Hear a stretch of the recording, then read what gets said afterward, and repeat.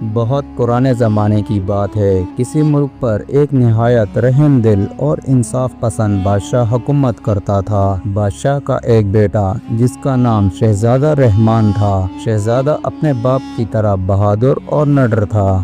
بادشاہ کو شکار کھیلنے کا بہت شوق تھا۔ ایک روز گرمیوں کے موسم میں اس نے شکار پر جانے کا ارادہ کیا۔ حکم کی دیر تھی، تمام تیاریاں مکمل ہو گئی اور بادشاہ اپنے محافظوں اور وزیروں کے ساتھ جنگل کی طرف نکل پڑا۔ دن بھر شکار میں مصروف رہا، کئی شیر، چیتے اور ہرن شکار کیے۔ شام ڈھلے واپسی کی تیاری ہوئی، مگر رستے میں ایک نہایت خوبصورت ہرن دکھائی دیا۔ بادشاہ نے فوراً کمان میں تیر ڈالا، مگر ہرن پھرتی سے نکل بھاگا۔ بادشاہ کو غصہ آ گیا، وہ اکیلا ہی اس کے پیچھے دوڑ پڑا۔ بادشاہ کے گھوڑے کی تیز رفتاری نے اسے ساتھیوں سے جدا کر دیا۔ اندھیرا چھا رہا تھا اور ہرن جھاڑیوں کے پیچھے چھپ گیا، بادشاہ کو دکھائی نہ دیا۔ بادشاہ نے واپسی کا سوچا، مگر اچانک اسے کسی کے رونے کی آوازیں سنائی دی۔ بادشاہ نے ادھر ادھر چھان بین کی تو قریب ہی ایک کنویں کے کنارے ایک حسین عورت بیٹھی زور زور سے رو رہی تھی۔ دودھ جیسے سفید رنگ اور سنہری بال، مگر کپڑے پھٹے پرانے۔ بادشاہ کو ترس آیا۔ بادشاہ اس کے پاس گیا اور نرمی سے پوچھا، اے خاتون، تم کیوں رو رہی ہو اور اس ویران جنگل میں کیوں بیٹھی ہو؟ عورت نے آنسو پونچھے اور روتے ہوئے کہا، میں پڑوسی ملک کی رہنے والی ہوں۔ میرے باپ کے مرنے کے بعد میرے چچا نے جائیداد چھین لی اور مجھے جنگل میں چھوڑ دیا تاکہ جنگلی جانوروں کا شکار بن جاؤں۔ یہ سن کر بادشاہ کو ترس آ گیا۔ اس کی پہلی ملکہ کئی سال پہلے فوت ہو چکی تھی، چنانچہ اس نے اس عورت کے ساتھ شادی کرنے کا فیصلہ کر لیا اور اسے اپنے ساتھ محل لے آیا۔ اس عورت کا نام نگینا تھا۔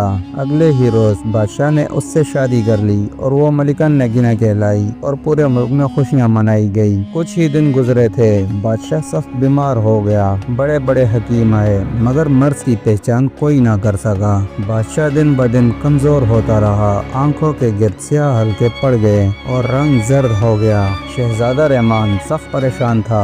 آخر کار اس نے شہر کے مشہور نجومی کے پاس جانے کا فیصلہ کیا۔ نجومی نے حساب کتاب کے بعد کہا، اے شہزادے، بادشاہ کی بیماری کی وجہ کچھ اور نہیں، وہ ملکہ ہے۔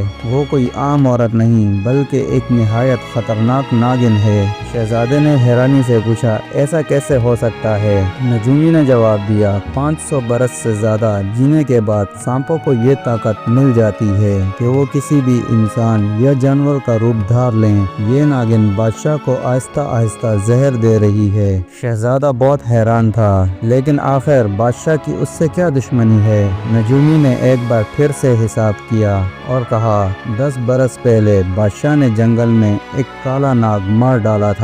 وہ اس ناگن کا بھائی تھا، اب یہ انتقام لے رہی ہے۔ اگر یہ چاہے تو ایک ہی ڈس میں بادشاہ کو ہلاک کر سکتی ہے، مگر یہ آہستہ آہستہ زہر دے کر اسے تڑپا رہی ہے۔ شہزادہ طیش میں آیا اور تلوار لہرا کر بولا، میں ابھی اس ناگن کو ٹکڑوں میں تقسیم کر دوں گا۔ نجومی نے فوراً روکا، نہیں شہزادے، وہ نہایت چلاک ہے۔ اگر حملہ خطا ہو گیا تو وہ تمہیں فوراً ڈس لے گی۔ اسے تب ہی مارا جا سکتا ہے جب وہ اپنے اصلی روپ میں آئے۔ اس کے لیے میں تمہیں ایک تدبیر بتاتا ہوں۔ اس نے ایک دوا کی پڑیا شہزادے کو دی اور کہا، آج رات کھانے کے وقت یہ دوا ملکہ کے پانی میں ملا دینا، پھر بادشاہ کے کمرے میں رکھی ہوئی تمام پانی کی سرائیاں خالی کر دینا اور کمرے کو باہر سے بند کر دینا۔ آدھی رات کو جب ملکہ کو شدید پیاس لگے گی تو تم دیکھو گے کہ وہ اپنے اصلی روپ میں آ جائے گی۔ اس وقت تیر سیدھا اس کے سر پر مارنا۔ شہزادے نے ویسا ہی کیا۔ رات کو کھانے میں دوا ملکہ کے پانی میں ڈال دی، بادشاہ کے کمرے میں رکھی سرائی خالی کر دی اور آدھی رات ہوئی تو ملکہ کو ایسی پیاس لگی کہ جیسے گلے میں کانٹے لگے ہوں۔ اس نے سراہی تلاش کی، دروازہ کھولا، مگر سب بے سود رہا۔ پھر بے قراری میں وہ قصر کے ایک نالی کی طرف بڑھی جہاں سے گندا پانی بہتا تھا۔ اس وقت اس کا روپ بدلنے لگا۔ وہ عورت سے ایک خوفناک ناگن خنجر میں تبدیل ہو گئی۔ آنکھوں سے چنگاریاں نکل رہی تھی اور زبان لہرا رہی تھی۔ شہزادہ رحمان جو روشن دان میں تاک لگائے بیٹھا تھا، اس نے فوراً کمان میں تیر ڈالا اور اللہ کا نام لے کر چلایا۔ تیر سیدھا ناگن کے سر میں پیوست ہو گیا۔ ناگن زوردار چیخ مار کر تڑپتی ہوئی ڈھیر ہو گئی۔ یوں شہزادے نے بادشاہ کی جان بچائی اور ملک کو نہایت خوفناک بلا سے نجات دلائی۔